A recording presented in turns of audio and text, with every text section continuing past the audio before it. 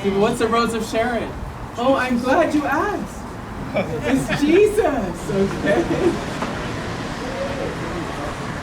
Okay, Michelle, can you get up and share? Talk loud.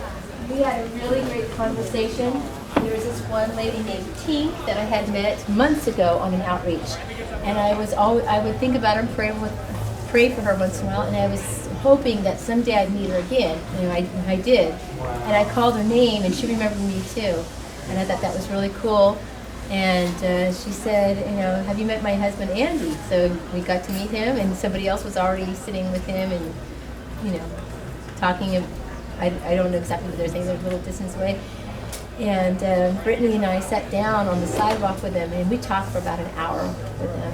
And they're actually believers, but we just sat and listened and learned about their culture, being drifters, and they just have a real cool love for each other. They are married, and they're totally committed to each other.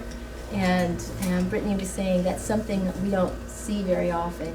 People let other things get in the way, but you guys are really, bonded, and you're totally committed, and through whatever they go through, they stick together. It was a really cool thing. So, Anna, I thought that their bond was really unique, unfortunately, in this culture. People, they have all these nice things that they value, but they don't know how to value each other. And I just, spoke life over them about how, I really appreciate how you guys honor each other enough to be married, because a lot of people don't realize that it is God's will for you to be married, unless it's called to singleness and whatnot. But he said something that, if this is my responsibility, he was this over here, then, why does anything else matter? And I was like, whoa, Christ takes on total responsibility as that husband for the church. It just really moved me in that way, that we really don't have to worry, because we're supposed to have his back, and he always has had our back. So it's just that loving relationship they really modeled and really ministered to us, well, at least to me, But it was beautiful. So I haven't done this a lot.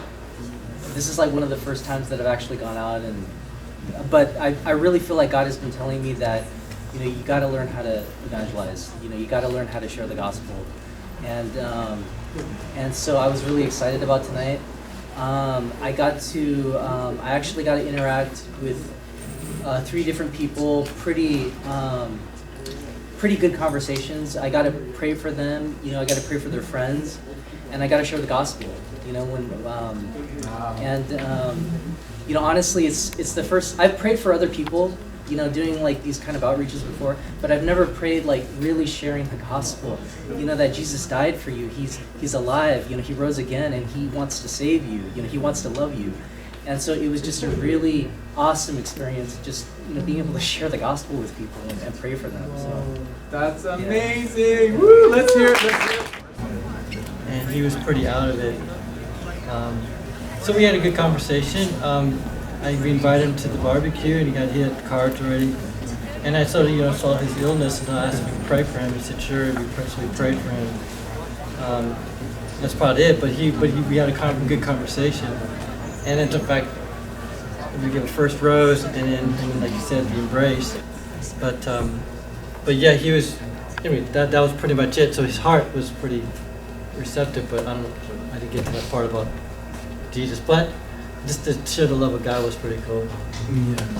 So it's the girl from their groups, and she said, last night she was dreaming that she will meet a girl with pink hair. So when they were walking, and they saw a girl with pink hair in Walgreens, so she got so excited. So she ran into Walgreens and then gave the rose to that girl and told her, oh, you know what, I dreamed about you yesterday, and God gave me that dream. And then the girl got so excited. She said, what, look at your flower, it's pink too, so it matches my hair. Yeah, so they got to pray with her, right? Yeah, they got to pray with her, and then they took a photo together. And then the girl was so excited, and then she said, oh, can I have this photo? So they shared photos. Oh, precious is the flow that makes me white as snow. No other found nothing but the blood.